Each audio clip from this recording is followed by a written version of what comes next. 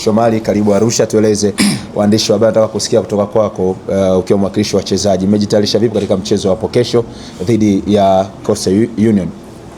Habari za asubuhi wanahabari. Kwa niaba ya wachezaji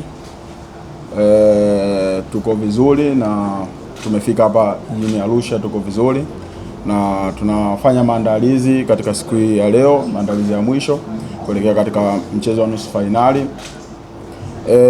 Tunasema tuna morali kubwa na tuko na hali kubwa kuelekea katika mchezo huu, na tunaamini kwamba kutokana na maandalizi yetu tuliyofanya tunaenda kufanya vizuri katika mchezo huu, japokuwa tunajua kwamba timu ya Coastal katika hatua hii au katika mashindano haya wako na kitu huwa wanakifanya. Kwa hiyo hicho sisi tuko nacho na historia inaonyesha kwamba walishawahi kufanya vizuri na katika uwanja huu. Kwa hiyo hilo sisi tuko nalo na tumeliweka kama kitu ambacho kinatupeleka katika nusu finali hii. Kwa hiyo naweza kusema kwamba tupo hapa na tupo tayari kupiga hatua moja kuelekea katika hatua ya finali.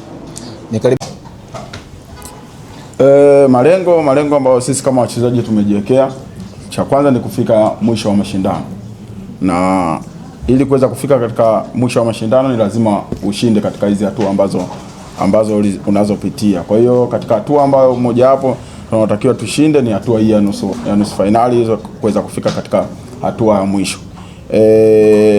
Sisi tunajua mchezo wa mwisho jinsi ulivyokuwa dhidi ya Coastal Union ambao tulicheza pale Mpopani. Kwa hiyo na imani kwamba mchezo huu utakuwa na picha tofauti kabisa, na maandalizi yetu hata sisi tumeyafanya ni maandalizi tofauti kabisa kuelekea katika mchezo huu, kwa sababu malengo yetu ambao tumejiwekea sisi kama wachezaji ni kufika finali na matokeo yake kuweza kuchukua ili kombe. Kwa hiyo naweza kusema kwamba nawatoa wasiwasi mashabiki wa Simba na wanachama wa Simba na waomba waweze kujitokeza kwa wingi katika mchezo wa kesho ili waweze kutupa support na tuhakikishe tunashinda katika mchezo wa kesho. Tangu tulivyoanza katika mchezo wa kwanza, naweza kusema kwamba tangu mchezo wa kwanza ulivyoanza ulikuwa mchezo migumu, kwa sababu tulikutana na timu ambazo ziko chini na mwalimu alijaribu kufanya rotation kubwa na kila mchezaji aliweza kushiriki katika kila hatua.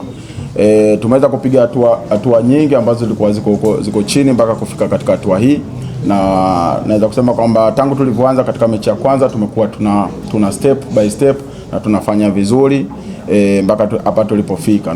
Naweza kusema kwamba hatua hii tuliofika tumekutana na opponent mzuri, na yeye na imani kwamba tangu hatua alizopitia amepitia kuwatoa timu nzuri na mpaka hapa alipofika.